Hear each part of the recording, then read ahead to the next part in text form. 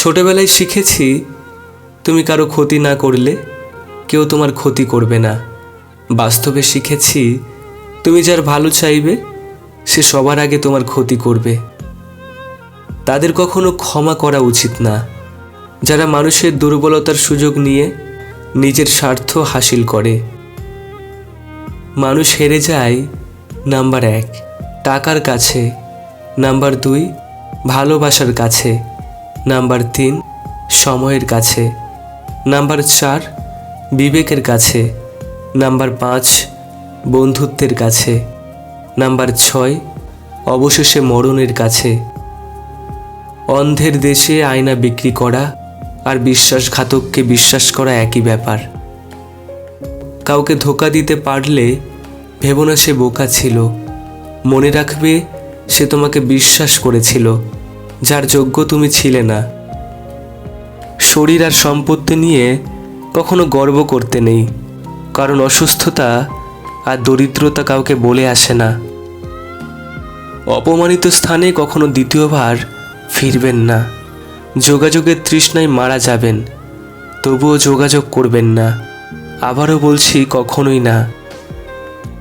ব্যথা কখনো দেখা যায় না, কাউকে বোঝানোও যায় না, হোক সেটা শরীরের অথবা মনের। যার ব্যথা সে ছাড়া অন্য কেউ অনুভব করতে পারে না।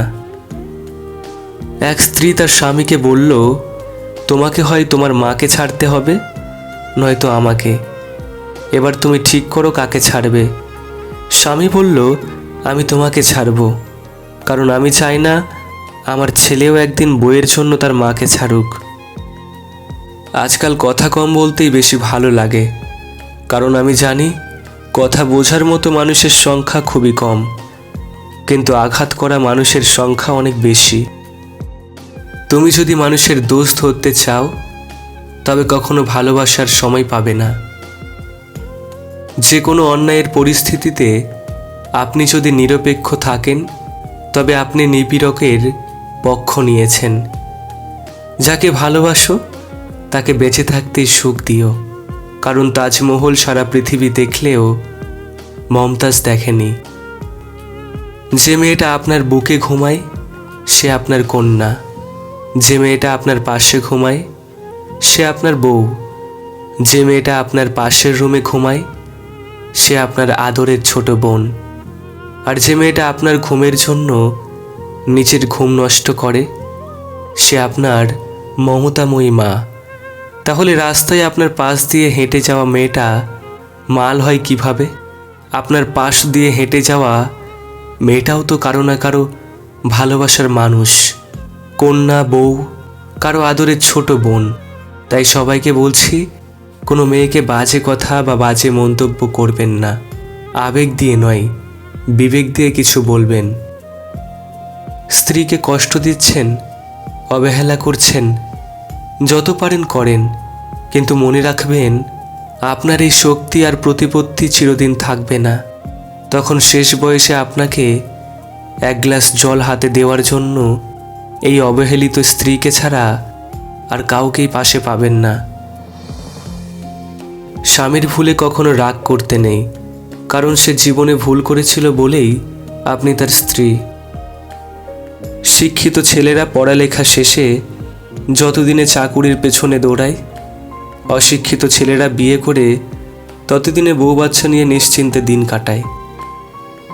পুরুষদের রোজগার ভালো হইলে বউকে এটা সেটা কিনে দেওয়ার প্ল্যান করে, আর মহিলাদের রোজগারের রাস্তা বের হইলে সংসার ছাড়ার সুযোগ খোঁজে। একটা তুমি, একলা আমি, নিঃসঙ্গতার ঝড়। কেউ জানে না কার বুকেতে জমেছে কত জ্বর। নিজের মতো সবাই এখন, কে কার রাখে খোঁজ। ব্যস্ত জীবন, ব্যস্ত শহর, একলা হাঁটে রোজ। কেউ ব্যস্ত নয়, তোমাকে যার যতটা প্রয়োজন সে তোমাকে ততটা গুরুত্ব দেবে, আর না প্রয়োজন থাকলে ব্যস্ততা দেখাবে। তীরটা যখন বুকে ঢুকলো তখন কষ্ট পাইনি, যখন দেখলাম মানুষটা পরিচিত তখন কষ্ট পেয়েছি। জীবনটা এমন এক পর্যায়ে পৌঁছে গেছে যেখানে রাগ করলেও কেউ ভাঙাতে আসে না, কেউ কেয়ার করে না, নিজের রাগ নিজেকে ভাঙিয়ে নিজেকে সান্ত্বনা দিতে হয়। বাচ্চাদের শেখান, হেরে আবার দৌড়তে শেখান। দৌড়তে গিয়ে পাশের বন্ধু হোঁচট খেলে টেনে তুলতে শেখান। অভাব শেখান, ভাগাভাগি করে খেতে শেখান। বন্ধুর পাশে থাকতে শেখান। অন্যায় করলে শাস্তি দিন। প্রাপ্তি বুঝুক, অর্জন করা বুঝুক, সম্পত্তি আর সম্পদের পার্থক্য বুঝুক। পড়েছি মিথ্যা বলা মহাপাপ, বাস্তবে দেখেছি সত্য পাগলের প্রলাপ। পড়েছি সকল মানুষ ভাই ভাই, বাস্তবে দেখেছি বিবেক ও ভালোবাসা পুড়ে হলো ছাই। পড়েছি সবুরে মেওয়া ফলে, বাস্তবে দেখেছি মেওয়া আসে টাকার বলে। পড়েছি মানুষ মানুষের জন্য, বাস্তবে দেখেছি মানুষ মানুষকে করে শূন্য। পড়েছি উপকার করলে উপকার পাবে, বাস্তবে দেখেছি উপকার করলে আপনাকেই আঘাত করবে। আপন যখন পর হয় তখন তাকে সম্পূর্ণ ত্যাগ করা ছাড়া অন্য কোনো গতি নেই। মানুষ জ্ঞানের পরিচয় দেয় কথায়, যোগ্যতার পরিচয় দেয় কর্মে, আর মনুষ্যত্বের পরিচয় দেয় ব্যবহারে। ওপরওয়ালার কাছে আপনি কেমন সেটা গুরুত্বপূর্ণ, মানুষের নিন্দায় কিছু আসে যায় না। পরিস্থিতি যে কোনো সময় পরিবর্তন হতে পারে। জীবনে কাউকে কষ্ট দিও না। আজ হয়তো তুমি শক্তিশালী, কিন্তু সময় তোমার থেকেও বেশি শক্তিশালী। টাকার ঋণ একসময় পরিশোধ করা যাবে, কিন্তু দুঃসময়ে যারা পাশে থাকে তাদের ঋণ কখনো পরিশোধ করা যায় না। পৃথিবীর সবচেয়ে সুন্দরতম দৃশ্য হলো মায়ের মুখ। মায়ের সবচেয়ে বড় অনুভূতি হলো সন্তানের সুখ। নিজের জন্মদিন ধুমধাম করে সেলিব্রেট না করে মাকে ওই দিনে সারপ্রাইজ দেওয়া উচিত।